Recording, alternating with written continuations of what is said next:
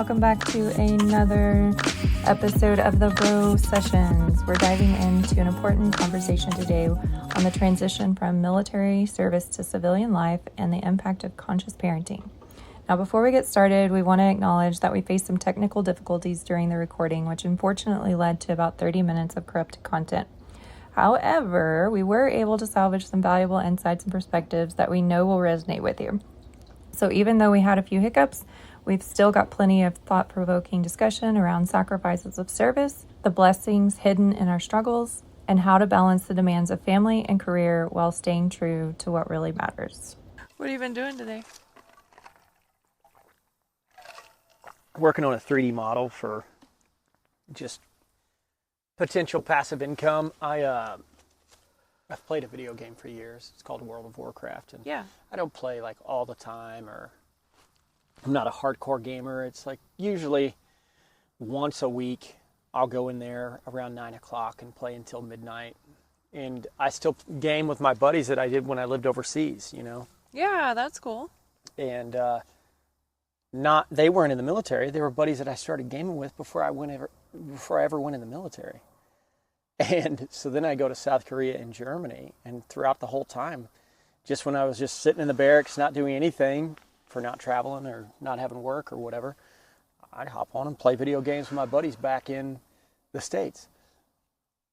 I got to a point in both South Korea and Germany where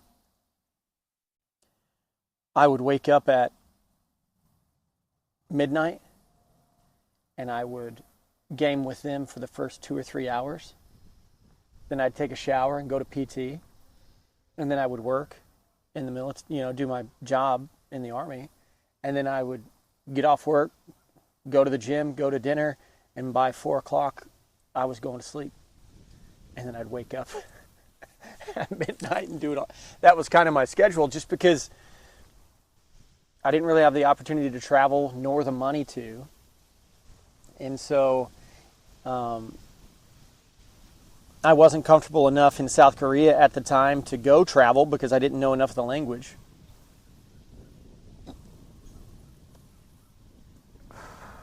And so I just gamed with my buddies. And I would take care of my responsibilities. I just shifted my schedule to where I was awake more before work than after work. And did the same thing in Germany. Well, anyway, these are my best friends. One of them's a naval engineer in Houston, Texas. He uses mathematics and understanding of the construction of ships. He studies schematics of ships, so like huge oil tankers and logistics boats, like shipping container boats and stuff like that. Anytime they run aground or have some type of issue where they're going to capsize or sink or whatever, he uses mathematics and the scenario of the situation to figure out how to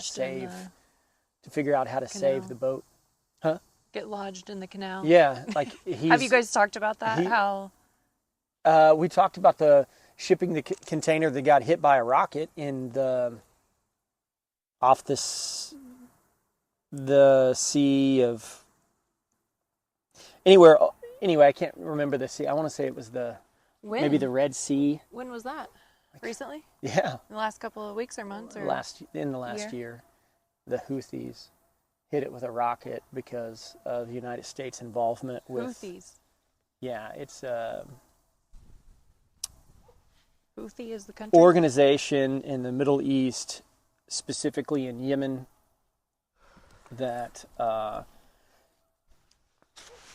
of like ISIS? Is not necessarily, no, not a they're terrorist not. Group? They're not They weren't really a terrorist group. They were a group that just wasn't allies with Israel. They didn't like the way Israel was handling their business over in the Middle East and all these different things. Is it a country or is it a group within a country? It's a group within a country. Oh, within, it's a group within Yemen.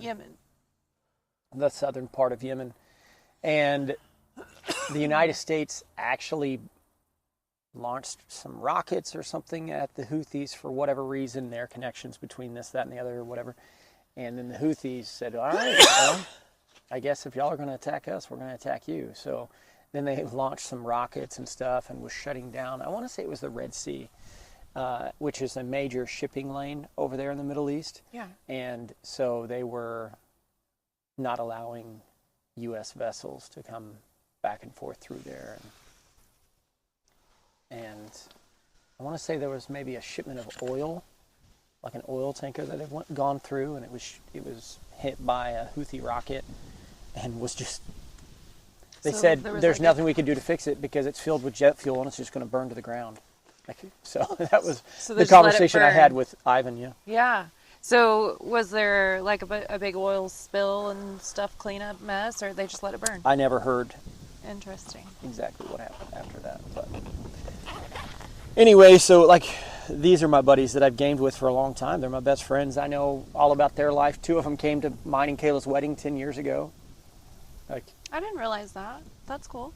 and one of them was from Iowa, and one of them was from Houston, and they met here and came to my wedding. What does the other one do?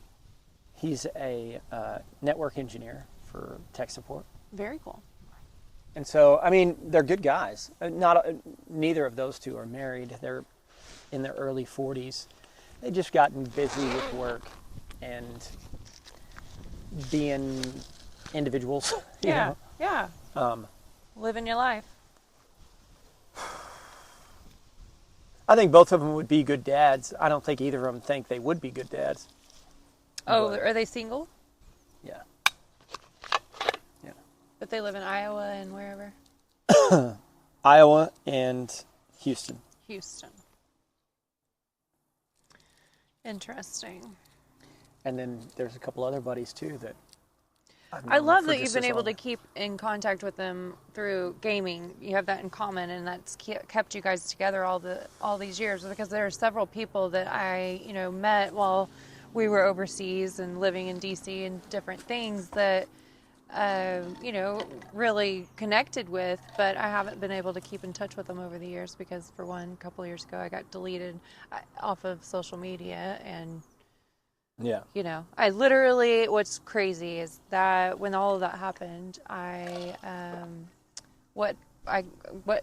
only thing that I posted, I guess that I could see that would make me get deleted was, it was about mental health and how much it should be talked about and how much it isn't talked about and these kind of things. And the next thing I know, I'm hacked and everybody's taken over, or they're taking over they took over my photography page.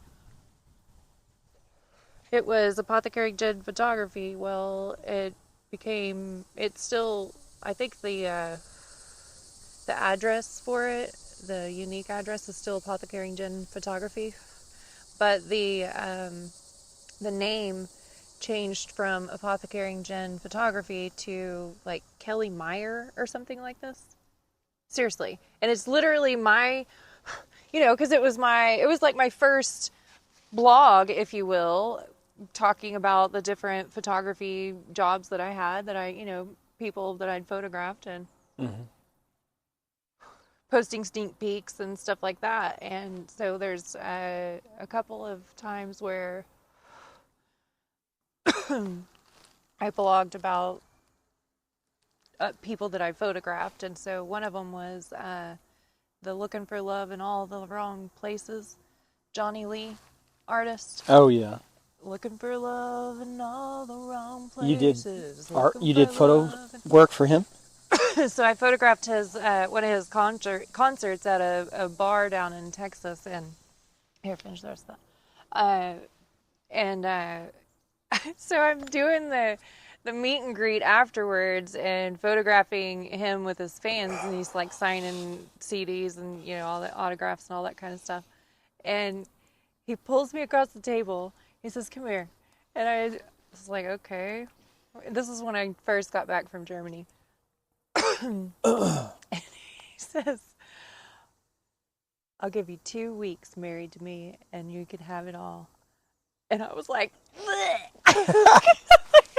thanks, I'm flattered, but no thanks. Like, I had no idea how to even respond to that. Like, gross. Like, It'd be funny if thanks, he said that, you did it, And then you find out And that then he I'm was still married to him? Well, then you found out he was bankrupt or something. Oh, yeah, exactly. Yeah. Yeah, so gross. But anyways, that was hilarious. That was the funniest proposal ever. But, God, why did we start talking about that? Oh, I don't know. You were talking about how your video or your photo Facebook page had gotten right. hacked and deleted. So anyways, but before it did, you had that. Yeah, so I had somebody take a photo of him and I blogged about that on that page. So I'm literally on that page, in addition to like whenever I took family photos of us. Maybe you got pissed and hired somebody to hack your account because you told that story. Maybe. I don't know what happened, but anyway, so yeah, I got 2 years ago, got kicked off of social media, got hacked. All of my business pages are still out there. I just don't have access to them. And then I lost contact with, I had thousands of friends that I'd connected with over the years. I was one of the very first people to have first Facebook. Like literally when you had to have a college address to be able to have Facebook. You know what I mean? Yeah. Do you remember those? It was back in 2005 when you were just graduating. Yeah. High school, right? Is that when you graduated in 05? 2006. 6, okay. And Yeah. so we had just moved up there in 05. And then we left in 07, I think. So, and went to Texas for that short stint before we moved to Germany. Mm-hmm. So, anyways. But yeah, these were guys that I met in Oklahoma when I was in high school. Oh, okay. Playing video games online. Oh my gosh, wow. And they were from those areas that they're in now? Yeah. Oh, wow. Yeah, we cool. just so happened to be playing the same video game, and Matt Self had ran into these guys in the game doing something, and so we all just started hanging out, and for like 10 years from the time I was around. No, it was longer than that. Yeah, so it would have been like 12 years. I think I was 15, 16 maybe. And then I got out of the military when I was 27, and that was 10 years ago. So 22 years that I've been... 10 years ago that you got out of the military? Yeah, 2012. 10 years ago? Longer than that, yeah. That's it? Yeah. 10 years ago. Yeah. It seems like a lifetime ago. I mean, we're in 2024, so it was longer than 10 years ago, 12 years ago. It seems like a lifetime ago.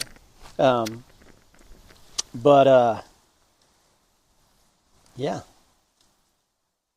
Anyway, so we 12 is when you got out? Yeah. Sorry. No, you're fine. So, out of active duty, I was in inactive... when I got back from active duty, I actually went to the National Guard, a unit here, and I had already completely got out of the military. Like, I was completely out. Except for I had 3 years of inactive... No, what did I have? I had 4 years of inactive ready reserve that I had to kind of stay on the books or whatever, so technically I didn't get completely out until 2016. So in between time, I went to like 2 drills of the National Guard unit, and because you had the option to do it just completely detached, or you had to come back and choose a National Guard unit near wherever you lived or something like that. And then I was like, no, I don't want to do it at all. I just want to, if they call me up, they call me up. Otherwise, I don't want to have to go to drill. I don't want to have to do anything. And I had that option. So you decided... Well, then, yeah, after like 2 separate. months, I was like, you know what? It'll be a little bit of extra money. You know, it might not be a bad idea just to be involved with something. So then I went to like 2 drills, went to the unit, and I was like, hey, I want to go ahead and be active. And Which unit did you go to? I don't want to talk about that anyway. But anyway, so they were like, okay, here's what you got to do, go to paperwork, blah, blah, blah. Ended up going to like 2 drills. And right away I was like, this is not for me. It is not the same, man. It is not the same as active duty. And even before I went into active duty, I actually signed with the National Guard. And when I went to like 6 months of drills, and Right. Okay. and I was like, this is not for me. This is not what I thought the military was going to be. Even before you went active duty. Even before I went active duty. Now you did that and I got because a conditional release. you before you signed, like committed, you went.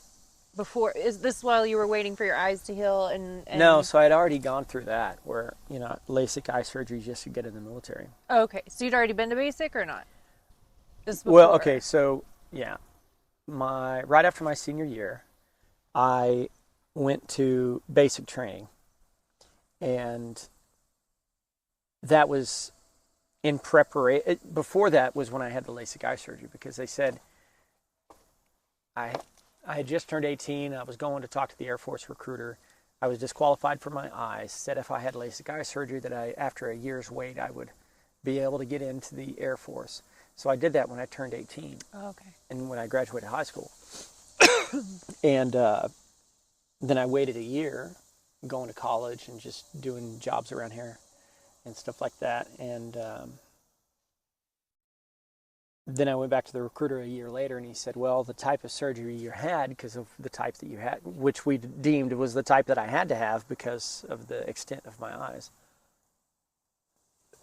he said, you can't get in the Air Force. They would disqualified me from the Air Force completely because of the type of surgery that I had. Oh, okay, right. Because there was multiple types of LASIK eye surgery, and I guess there was one that had been around for a long time. And here, come over here. I just wanted to get in the shade. No, I got it. And so it had been around, that had been more known for however long. And that's the kind that I had. Or I had the more new kind, I guess is what I'm trying to say. That one had been around for a long period of time, which was called LASIK, but I guess there's one that's called LASIK and one that's called PRK, and everybody just calls it all LASIK type of deal. So anyway, I go to the doctor. LASIK. The doctor said, well, the only kind you can have because of the extent of your eyes, you have to have this kind. And I was like, cool, whatever. I don't know the difference. I didn't know there was a difference. I didn't know, whatever, right? I said, okay, cool, let's do it. Let's get I'm going to have good eyesight. Yeah, you're going to have great eyesight. Anyway, so had that, wait a year, go back to the recruiter, show him all my documentation, my final year checkup. Oh man, yeah, I'll get this taken care of. We'll get you hooked up and ready to go. Well, he was supposed to call me back like a week later. It was like 3 weeks later. I called him, and I was like, hey, what's going on? He's like, well, I hate to break it to you, man. You're completely disqualified from the Air Force because the type that you had hasn't yet been accepted by the Air Force. It's the other type of LASIK that had been. And so I was disqualified for the Air Force. And I paid like $5,000 at 18 trying to get in the Air Force because that's what I wanted to do.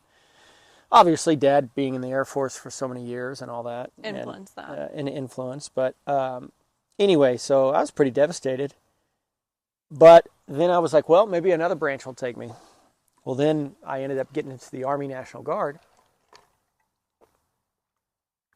Oh, so you did get into the National Guard, and that you went to basic in the National Guard. I went to basic training, then I went to AIT, and then I came back home, and I was back home for like 6 months.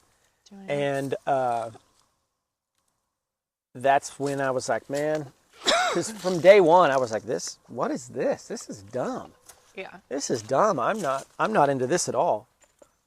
And so because you my wanted first drill. And that's because you said it was not what you expected. You expected something more intense? And is that because it was Army? I expected more targeted training based upon my job. And what was your job when you enlisted? I was Or not what enlisted. was called a forward observer, which is technically field artillery. People say field artillery like it's some... I'm a forward operator for the field artillery. You'd basically go scope everything out before you guys would set up So like shop. a Marine scout or something like that, but not necessarily the same as a scout. But I would be attached to infantry units. So you'd have a platoon of 13 Bravos, which is an infantry soldier on the ground, kicking in doors, clearing houses, eliminating the enemy, blah, blah, blah. Mortarman. Really, no. Well, they have mortarmen that are attached to them that are artillery specialists as well. The reason I say that is my first husband was a mortarman in the National Guard. Yeah. And he was an infantry, and he chose that. He got a 99 on the ASVAB, but he chose mortarman because it was the quickest MOS. So he could get back and go to college. Yeah. So you're usually like a 2 to 3 man team attached to an infantry unit, and you're the observers for that infantry unit. And you usually spend a lot of time with the platoon leader and platoon sergeant. And platoon leader is the officer in charge of the platoon, and then you have the platoon sergeant that is the senior NCO, lower enlisted soldier that is a direct second in command essentially to the officer of that platoon. A platoon is made up of about 40 men. That's the standard size. Sometimes they're a little larger, sometimes they're a little smaller, depending on what assets you have in your unit. You know what I mean? And you might need this specific platoon to do this specific job, but not have a full platoon of people, 40 people. You might only be doing that specific job with 20. I see. Yeah. It might be a specialty, like a mortarman or a... Well, no. A mortar. You can have.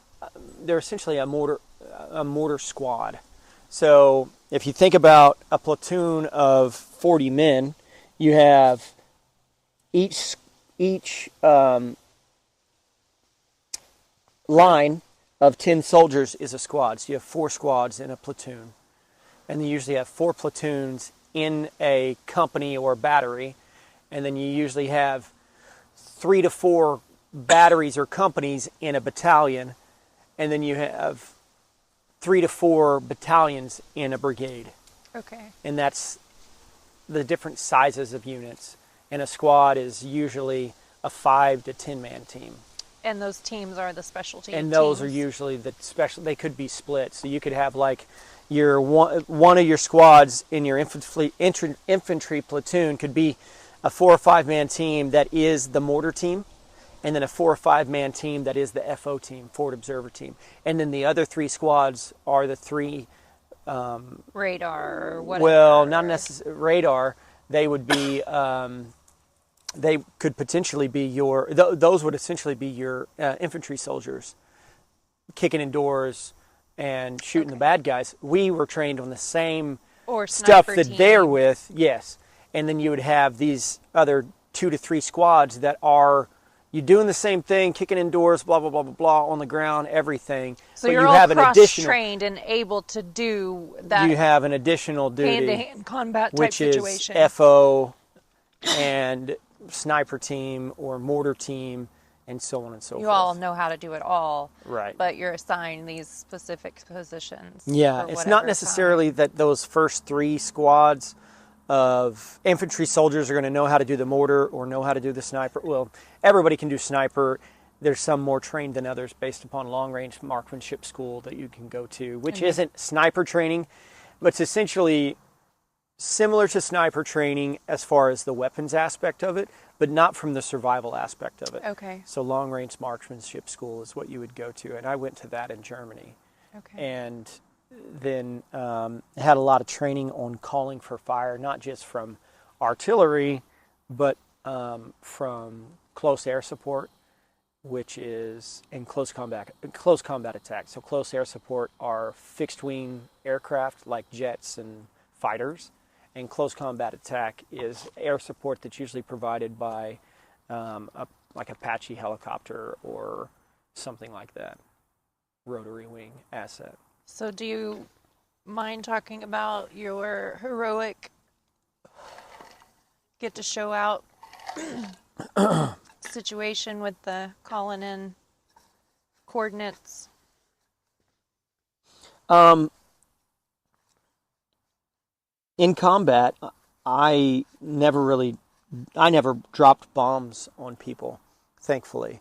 But just because I was associated with the platoon that I was associated with, we were the QRF, Quick Reaction Force, or Quick Response Force.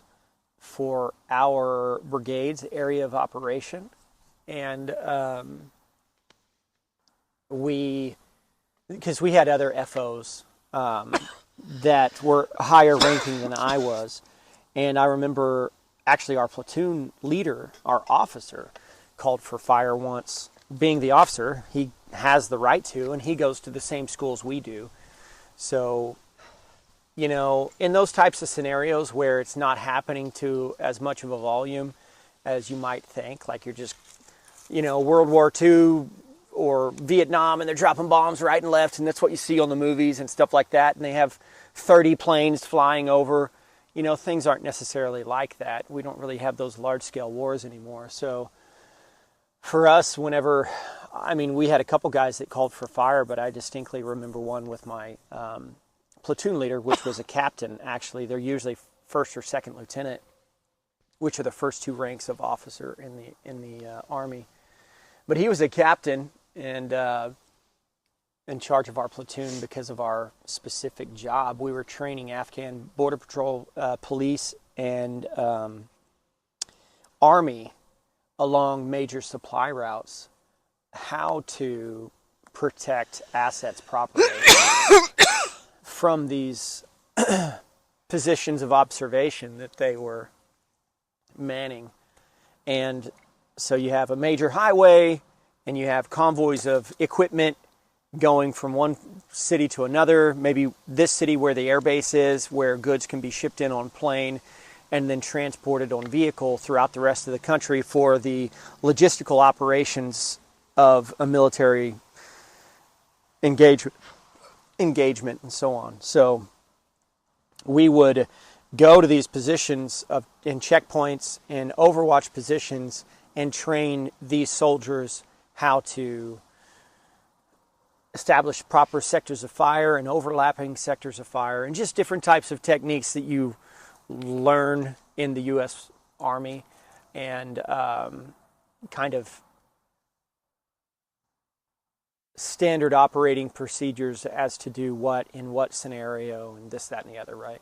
So we were training the Afghan National Border Patrol Police and Army to do that job because they didn't necessarily have the same specific training that we did or the level of training or extensive training that we did. So here's a rifle, that's a target, shoot it, go out there and be National Border Patrol Police. And I'm not saying it's quite that watered down, but they didn't have specifically the same training that we did. So we went in and we're training all those things. And So plenty of... What is it to establish, I mean, obviously you're empowering them to be able to defend themselves, I guess, to protect whatever it is that's happening over there that we obviously aren't going to discuss those kinds of things, details, but the whole idea when you're training them is for that purpose or another? Or bigger purpose that you can talk about. So yeah, just like you've got local police in the United States, you can kind of think of it that way. You've got positions of hierarchy and leadership in any organization. And so the things that you are on the ground doing as an American soldier or as Afghan Border Patrol or police along a major supply route, those soldiers and police officers and law enforcement officials and so on, they only know so much. They know to protect and serve. You know, we all want it to believe that our police are there to protect the rights of their citizens, regardless of the direction that persecution can come from, whether it be a criminal or somebody in a position of hierarchy above an organization or a country or whatever. There's only so much that you know or that you're aware of. And if you keep your eyes open, you can kind of tell the truth behind things gradually. So yeah, we were over there training their military and police on what it was to be a soldier and to operate and perform your duties properly. And that's what we really were there doing that. And it's kind of like this, when you're a country that's powerful, you have client countries, or you establish relationships with countries to benefit your own, whether that be a strategic territory, resources, or otherwise. Right. And ultimately, sometimes when wars are fought or things are done or decisions are made, they're not always made for the reason you think they're made for. Right. You know, the whole premise and idea behind what's going on and why we're at war isn't necessarily the truth that you're getting as to why we're going to war. Right. They can use that as kind of act like it's the primary reason, but ultimately it's the secondary or third, Right. third reason why we might go to war or something like that. But there might be a hint of the reason that they say it is. Yeah, I mean, there's ulterior motives. I can't tell you exactly the reason why I think that we're in Afghanistan 100%. I think there's many different reasons. And it's, when you have key people in positions of leadership throughout the United States government, you'd have somebody in the State Department, the Department of Defense, CIA, somebody that works in whatever part of the United States government is over manufacturing and resource importation, or, you know what I mean? All these different parts of the bureaucracy that is the United States government. And this representative from these, you get one representative from 4 different organizations, and they report to the president or the Joint Chiefs or whoever based upon their report about whatever it is that they are participating in. What do y'all think? Do you think it would be for us or against us to go to war with this country? Oh, sir, I think it'd be great for us to go to war with this country. What'd they do? Oh, it's none of your business. But yeah, do you think we should or should not go to war with this country? And then whatever reason that is in the news, like somebody bombed us or shot somebody or this, that, and the other happened, or the communists, or the benefits have to outweigh the and then casualties that's of war. what the American public learn. Yeah, it's some catastrophic event that happened where we were shot at or killed or people pandering, whatever, so they can get the American in the face public support. And then there's some behind closed door meetings happening between different groups of people, and then all these different groups of people aren't necessarily sharing the same beneficial information as to why it would be beneficial for us to go to war in Afghanistan. Somebody that's in the Department of imported goods or trade or something like that is interested in us invading Afghanistan because there is a tremendous amount of natural resources in Afghanistan, and he's got a buddy that works in mining that could get a contract from the United States government because he's the one that writes the contracts for mining contracts in foreign lands or whatever that we have control territory over. And then, so the dude that's involved in logistics and importation of goods and trade, he wants it to happen for his reason, but he's not reporting that to the Joint Chiefs. He's just saying, yes, sir, I think it would be beneficial. Maybe they do report that. Maybe they do, like, yeah, hey, Joint Chief, we could get lithium out of Afghanistan or opium or whatever it may be because of his contacts over his department of the government. And then this guy over here is like, oh yeah, Department of Agriculture, we could go in and we could plant GMO corn, get into that region, and Monsanto is going to give us, all of the profits, or we're going to split the profits, or what, this, that, and the other to do this. You see what I'm saying? So that's, in my opinion, why oftentimes we go to war. The military in my opinion, is to protect your country. And there's no denying that sometimes throughout history that it's been a heck of a lot more beneficial to go fight wars other places than on American soil. Oh, for sure. But the reasonings behind us going to different countries around the world and fighting a war over there isn't necessarily because they are the bad guys. They're just not on the same team as we are. You know what I mean? And it might be more beneficial for us to get a strategic stronghold in that location. Or it might be more beneficial to gain resources from that country, because it's more beneficial to us to have resources than China or Russia or whatever the lines that are drawn in the sand are worldwide. You know what I mean? Yeah.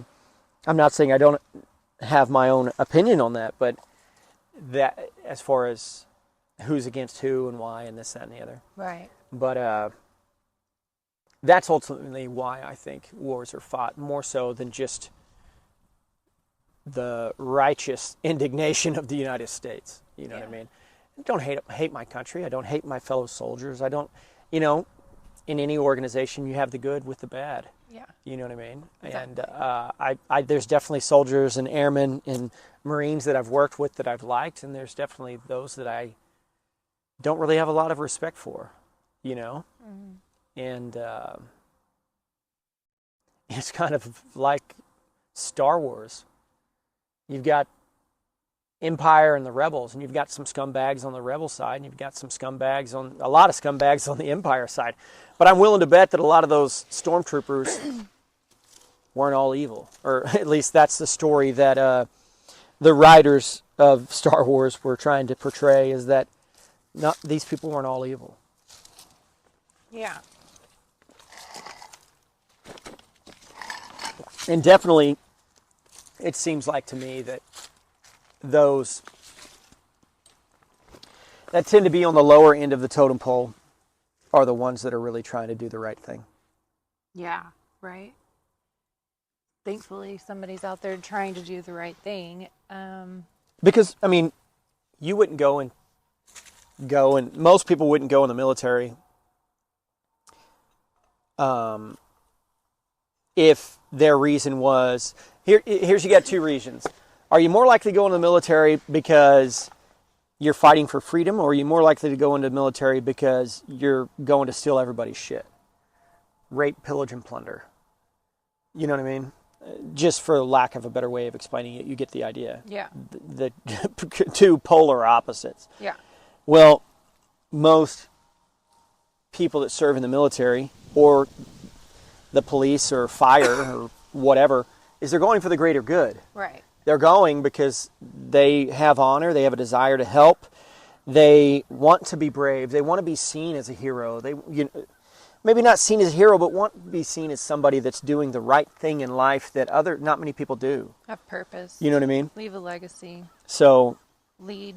most people that are the lower enlisted in the military, and probably a lot of officers, but it just I don't think a lot of people understand. I think a lot of people don't quite understand why we go to war and the mentality behind people in the military. And believe me, there's people that have served in the military a lot longer than I have, and have suffered a lot more than I have. And I have a tremendous amount of respect for these people. And, so many families that have lost their loved ones. I'm blessed enough, for whatever reason, God wanted me to be here, and it's very likely that I would not have been. And so I'm very thankful for that. It kind of makes you feel, sometimes to me, I lose sight of the fact that I believe God wants me to be here, and I wonder why I am. Yeah. You know what I mean? Like, Yeah. I know why you are. I'm a father. I've got 4 kids, and I'm doing the best that I can. But you're not just a father with 4 kids doing the best that you can. You are an incredible, outstanding, phenomenal father. I appreciate it. I mean, Jake, no. Your kids are evidence of it. Thank you. Look at them. Look at how proud you are of them. We all see the same thing, and it's not by lack of effort. I know this. You are a very conscious parent. I appreciate it. You're wonderful. You're incredible. And then I appreciate, thank you. And so, and then I wonder, am I just here? Was I just blessed enough to be here just to be a dad? And so it's kind of like, But to be a dad, I want to really talk about this, because we lose sight of how important it is to be a conscious parent and a good one, and like to really love your kids well. Like think about the things that we've experienced, the trauma that we've experienced, and how much of that we are breaking, not continuing, right? We're changing. We're changing boxes. We're flipping the script. Yeah. And It's important to I feel like to emphasize how important it is for that conscious parenting, the sacrifices you guys have made for both of you to have the lifestyle to where you can be at home and do a podcast in the middle of the afternoon on a Tuesday. You know what I mean? Like these are profound things, and people need to know, they need to see the example that it's possible and how important it is. And I wish I could make every day be like last a week or more. You know what I mean? Just because it's so precious. But I'm so excited to see what life is like in 10, 15 years from now. Just because of our kiddos, for you guys, your kiddos, Jesse's kiddos. I mean, we've got some great kiddos in our family. They really, anyways. Go on my soapbox. Continue what you were saying, but I wanted to really make some emphasis on that because, I know I'm biased, but I do think that we have all made decisions, sacrifices and done things the best that we can, but a lot of outside of the box type stuff also, you know what I mean? That I feel like has really positively impacted not just our kiddos, but our family, our community, all those kind of things. Anyways. No, I appreciate it.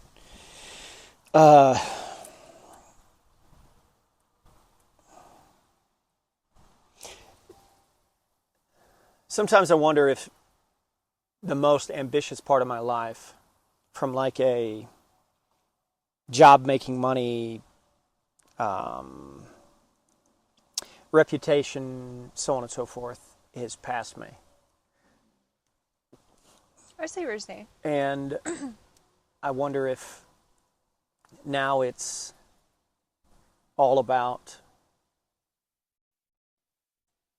just my children rather than pursuing business opportunities and stuff like that. And, I feel like that is the truth in a lot of ways, but I feel like I can have a bit of both. And so we've talked about this. We just need to get strategic. We need to have a brainstorming session, but I'm telling you, I think the way to do it is just to have a YouTube channel. And I do. I've been working on it. You know what I mean? Yeah. And I'm saying this for myself too. Like I've been, all these huge aspirations. And what you said to me last week when we were out back talking about just different things, it just really, I was like, okay. This whole time, all this has been about creating the life that I want and getting really strategic about what I want that to look like, you know what I mean? And creating that. Mm-hmm. And not saying yes, not getting distracted by keeping up with the Joneses or the fear of health concerns and not having insurance or somebody's perception of what they think you should be doing. Yes, all of those things. So again, it's trying to get really clear about what I want my life to look like day in and day out, which is exactly what we're doing right now. Having a meaningful conversation that, bouncing all over the place like we do, random thoughts, some useful. You know what I mean? Like, there's got to be some things that we're talking about that will enlighten somebody, to help them understand something, or to give them, something that will be useful in their day-to-day, or something like that. It's really crazy that we set the intention that today's episode was going to be about talking about coping skills that we can use to take a proactive approach to mental health, that mental health is not talked about enough, that we can talk all about statistics like we did in our last episode, and experience and perspective and different things like that, and bring awareness to it. But I feel like it's our responsibility to, at the same time, empower people with skills to help prevent even getting there.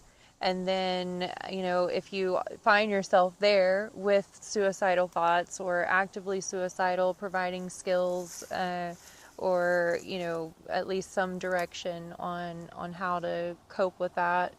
And then, how to support people that maybe are having a difficult time with their mental health, and what are the signs, how to recognize it. This may end up being multiple episodes, which is great either way, but today I really wanted us to talk about coping skills. And so what I was about to say was, goodness gracious, how amazing. I mean, my goodness, we're at the back of what do you live on, 12 acres? We have 7, but we have access to 12. Okay. And for our cows and stuff. Okay, so we're at the back of this acreage in the middle of Bridge Creek country.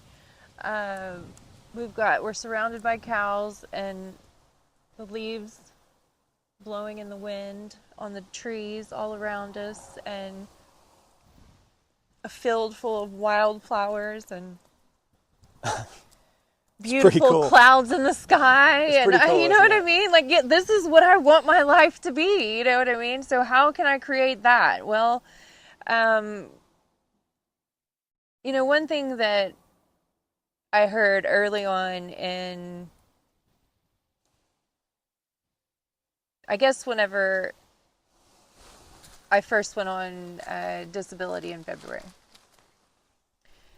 Right around that same time, I heard somebody say something about a perspective of cancer being a blessing and how to see it as a blessing. You know what I mean? And so while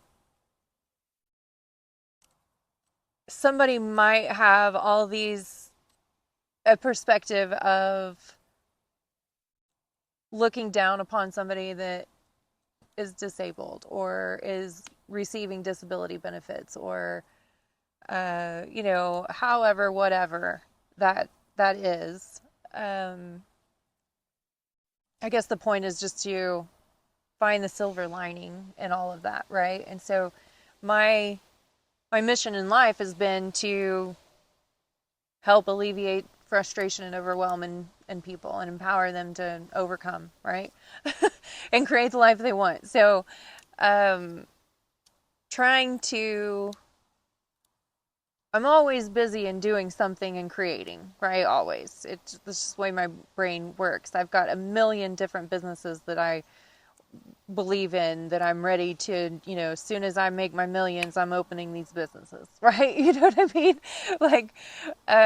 But at the same time, it's trying to figure out, again, strategically, how to spend my day, how to spend my time and my energy, and what I want that to look like.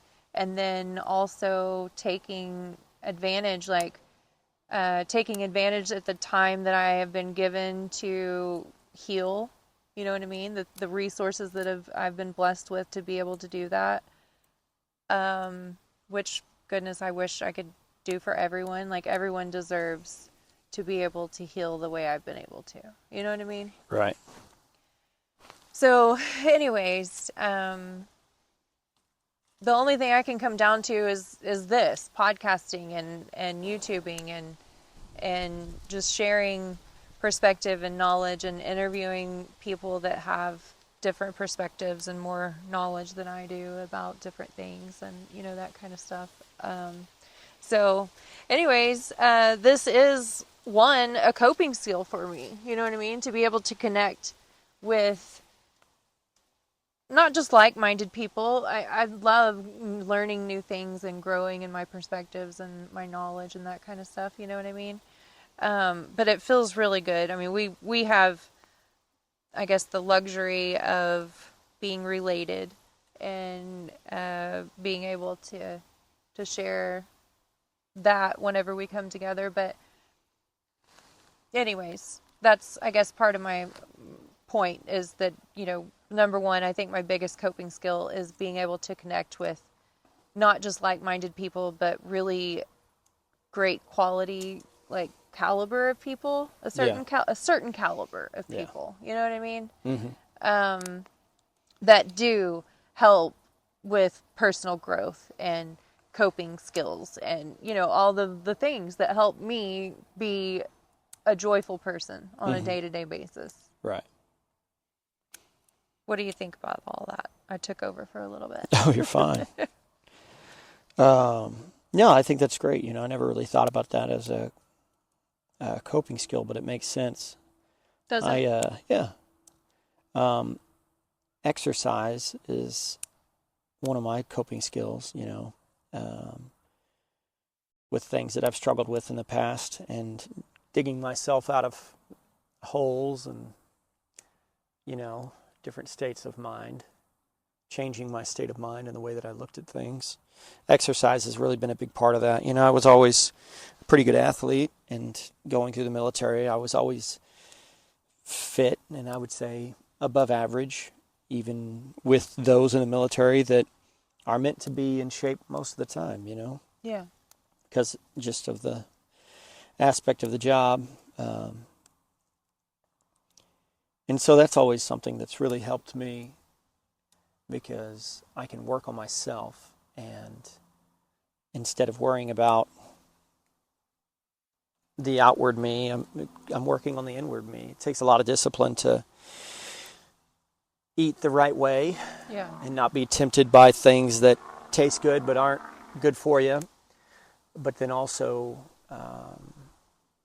take the right steps to be a good example for those others around you, specifically my children. I want my children to grow up with the same mentality of wanting to be physically fit, because I think that you can't be mentally fit without being physically fit. And I'm not saying you got to be a bodybuilder or, a fitness model or something like that, but just actively staying in shape and just doing your normal everyday thing. Like, you're a farmer and you're just being a farmer. Well, I would say most people would see farmers as a job that takes a lot of labor, and you would use a lot of physical strength and capability, but there's a lot of farmers that are out of shape, not healthy. Yeah. So it's not just about picking a job or a career or something that by side effect helps you be in shape, not sitting at a desk all day. But even people that don't sit at desks all day are still out of shape and unhealthy, So Yeah. that's something that has really helped me over the years. It really has. Working on myself, not just from a physical standpoint, but from a mental standpoint, and trying to really be aware of every second rather than just going from one situation to the next. Being mindful of my thoughts and my intentions, and that has a lot to do with the physical aspect of intentional. Intentionally waking up and having a workout plan and sticking with it when you're 10 minutes in and tired or your mind's elsewhere, focusing on that and blocking out all other distractions. In my opinion, I think it's a form of meditation, because, often in life, whenever I feel like as an adult you're doing something, your mind is elsewhere.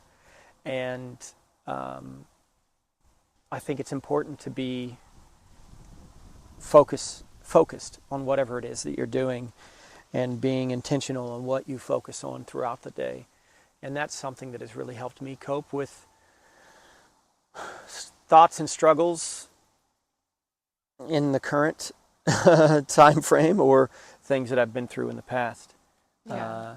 It helps me not dwell on things that where I've messed up, and dwell on terrible situations that I've been through. And it's a really good coping mechanism, just being mindful of your thoughts. And it sounds I think it probably to most people would sound kind of silly, but or maybe that they don't understand. Well, yeah, I'm aware that I'm going to the bathroom when I'm going to the bathroom, but no, like, where is your mind? Yeah. Where is your mind at? Yeah. Depending on whatever task that you're doing. Being mindful of what your thoughts are. Yeah. And choosing what you want those thoughts to be. What you want the thoughts to be, and when you feel frustrated and overwhelmed, choosing healthy coping skills. Right. To get through it.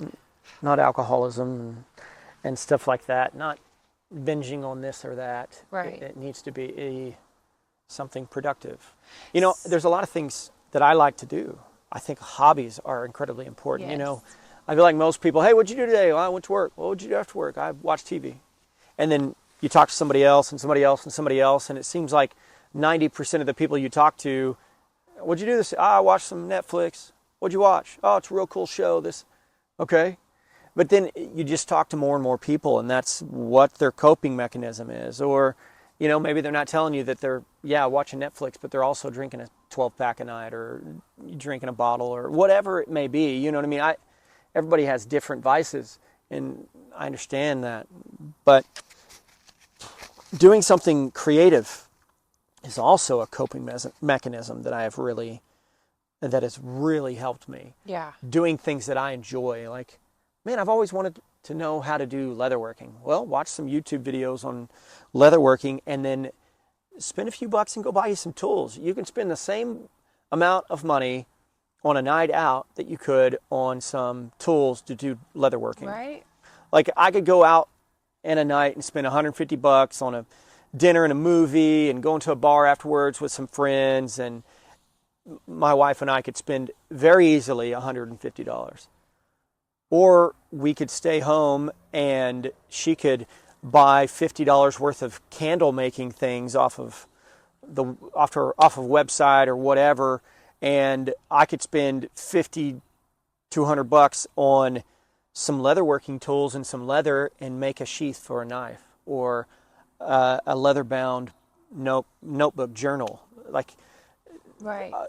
Speaking that's of, okay, coping. make me one of those, like a covering for a journal that's like a common, we'll find some type of a really cool insert that we enjoy. Or if you make are you making the paper too? So I didn't make this paper, and I contemplated it on ahead of time, and it was funny because I went to an event that I'm a board member of. It's a Scottish festival, and Sterling Classic Scottish Festival in Yukon, Oklahoma, usually around the last weekend of May, first weekend of June, every year at the Molly Spencer Park. It's over there so cool. In Yukon. It's a Scottish festival and Highland Games. I'm a board member. I do all the tech work and website and marketing, graphics, and stuff like that for the organization. But anyway, and you compete. Help plan the event, and I compete and stuff. It's fun. It is so fun. We enjoy going as like out there as a family to watch and support you guys so much. And then this year, his son, Leon, what is Leon? He just turned 8 in August? Yeah, but he was 7 at the time. 7 at the time, and he competed for the first time, and he did so awesome. We were so proud of him. It was so cool. We loved it. It was fun. Can't wait for next year. But yeah. What are you doing different next year? Or have you guys talked about anything that you wanted to improve on, or anything like that? Do different for the event? We're gonna. Personally, or and as for the board, as the event itself. Yeah, we're gonna have fewer food carts. We're not gonna have any more than 4, just to potentially maximize the profits that those food truck owners would make. That's so that nice. You know what I mean? Based upon attendance, they're really busy. Rather than being slow with 6, let's be busy with 4. And then we're doing the one with the fries and the chicken on cheese and all that on, like the loaded fries, whatever. That one was so good. I don't know if that's on the list, but was it a small cart? 2 ladies? I don't remember. You'll have to ask Mom. She was the one that got them, and they were delicious. Okay, I'll keep that in mind. I'll see if I can figure out which one that was. Anyway, You know who we should also try to see? I don't know if they do anything organic, but they make their own popsicles and they're out of Ardmore. we can ask. Yeah. Figure out the name. I'll pass it along. And the Tamale King. I'm sorry. You hungry right now, Jim? Munchies. No, the Tamale King is one of my friends. He's in Oklahoma City. He's one of the bartenders at the arena that I worked with for years. And he has a detailing company, but he also has this Tamale King that he started in the last couple of years. And he's at all of the major events in Oklahoma City. That's cool. It's hard sometimes because we're a smaller event. So people like that, they want to know your head count, your annual head count and stuff. And then. And if they're already at another event and that kind of stuff. Right. But, yeah. But we'll see. We'll Yeah, see. I'll We'll do pass it whatever along. we can do to promote it. Is there anything that you guys haven't done that you've thought about doing for promoting or needing? There's some ideas. We're going to be a little bit more on the ground rather than digital, because I think that has more of an impact in a small community rather than Yeah. digital. Yeah. So we're going to hand out more flyers, hand out some So I have an cardboard idea. cutout posters and stuff like that. I didn't bring it, but I'll show you when we get back. I just made got my business cards for the Elevate the Game Academy clinic that I wanted They're to. square, right? Yes, and they have Kayla gave. Yeah, I saw some. just the QR code on the back. It takes them to the website or whatever. We Do have that. something like that. That it's We've got QR small. You codes. can just litter them everywhere. I mean, not literally, Right, I'm, but yeah, distribute them all over the and place, Being yeah. a nuisance, but hand them out all over the place. Yep. Awesome. So we're going to, just be You more should local. get something like that and bring them to the. I talked to Crosley. He's going to give me the details, but the cancer night next Tuesday night. It's like at 4:45 is when I'll throw out the pitch. Okay. So Next probably Tuesday. get there by 4:30. Okay. Send me a text so that I have it in my phone book or my messages so that I can talk to Kayla about it. Okay. But yeah, so that's another thing that I do. I do the Highland Games, and I'm just trying to lift more big things rather than just little things, because I've always worked out just to stay in shape, I'm not really taxing my nervous system in the way that it's taxed whenever you do the Highland Games, lifting heavy things. And so I'm just trying to change my workout a bit to be a Not little just bit your more nervous geared. system, but your skeletal system, your muscles, everything. Like they say that that lifting weights is so good just for your bones. Yeah. Yep. The health of your bones. When you stress something, things heal and regrow. It's the truth. It's the truth of our bodies. Well, and I saw how something the muscle other day that growth was works, yeah. a list of Same with the bones. different things, like your skin regenerates in the X number of days, Yeah. your liver regenerates in X number of days. It's argued about every 70 days, every cell in your body is regenerated. See, that's what gives me for one, I no longer have any amount of doubt or fear when it comes to cancer. You know what I mean? You don't need to. Zero. First off, cancer is our body's natural way of quarantining something that's inside of it that it doesn't want. Right. That it can't expel or is having a hard time expelling. It's essentially a cocoon that our body builds around something that it doesn't like. And if we know that, and we know how cancer grows, then potentially we need to be detoxing because we have something in our body that our body doesn't want. But then also cancer can get out of control and overgrow as well, which is a side effect to the root cause, which is something that's in your body that your body doesn't want. And cancer can overgrow and cause a lot of disruption as well. And what's the nutrients that cancer needs? And you just take the steps that it takes to eliminate those in the healthiest way possible. Right. What do you call that? Reverse engineer it? Yeah. Yeah. So how do we get here? Yeah, exactly. And what do we need to do to move And I'm not forward? telling you anything you don't already know. No, but I think it's good for us to share with our audience. That's part of my... Honestly, it's really funny. I can look back at all the different stages in my life, like whether it was a certain... That's usually every day when I wake up. I've been having like 2 or 3 glasses of that whole milk a day.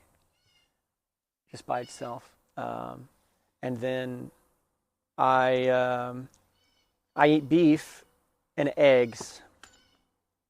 Maybe once every 2 weeks I'll have 1 cup of rice. And then maybe once a week I'll have sourdough pancakes or sourdough biscuit or sourdough waffles. And then the rest of what I eat is fruit. I don't really eat any vegetables except for carrots. You should put some olives in there. Not like black olives out of a can, or Kamala or whatever if you like those. But I found these at Trader Joe's. They're in these little packs that are individuals of green olives. Mm-hmm. So it's a good snack that's giving you good fat. Well, I do pickles, and I do and you do your sauerkraut. Canned pickles. And yeah, sauerkraut. We make our own pickles and we have our own sauerkraut. How do you eat your sauerkraut? I have to try Scrambled to work eggs. into No, eating make sure that. that you strain the sauerkraut to where there's no water with it. Okay. So like you get instead of pulling it out with a spoon that's going to leave juice in the spoon, I pull it out with a fork and I kind of squeeze it against the side of the container, and then I'll pull it out and I'll mix it with my eggs, like scrambled eggs if I do scrambled eggs. Okay. I usually eat sauerkraut maybe once a week. And those pickles, I'll just, maybe if I walk by the fridge and want a snack, I'll grab some pickles or something, or nuts, or I've got dried berries. The nuts I choose are walnuts, pistachios, Brazilian nuts, macadamia nuts, pistachio nuts. Did I already say that? And then pumpkin seeds. You mix them all up? We do pumpkin seed regularly. I basically portion them out into a bowl, and that's my daily amount that I use throughout the day. Does that make sense? Yeah, I get you. And then I have some apricot seeds that I've been grinding. No, I've just been chewing them up and eating them. Are they okay? Oh, they're not too dense. I thought they were like a real hard. No, so that's the whole. And when you break that up and out, whatever, inside there, there's these other apricot seeds are fantastic. They're B17, which is supposed to be like illegal because it kills cancer, like all kinds of stuff. So what's interesting about all these things, right? Amazon, so who knows? But yeah, I have a whole huge jar of them. I got them. Are they salted or unsalted? Unsalted, they're raw. They're just so I got them, in prep and all that for that when I was doing good stuff. So back when I was still before I started chemo. So I started chemo in April of this last year. And so that was between Christmas and April that I got those, kind of right before I started chemo. And then, so I had all these things lined up. So I had the soursop drops and all these things, right? Like everything. And then my doctor advised her request was that I don't do anything other than chemo and the reason why was because if I did have any adverse side effects to the chemo, it could be masked with anything else that I was doing. So it would be hard to determine what exactly was causing the side effect, basically, is what she said.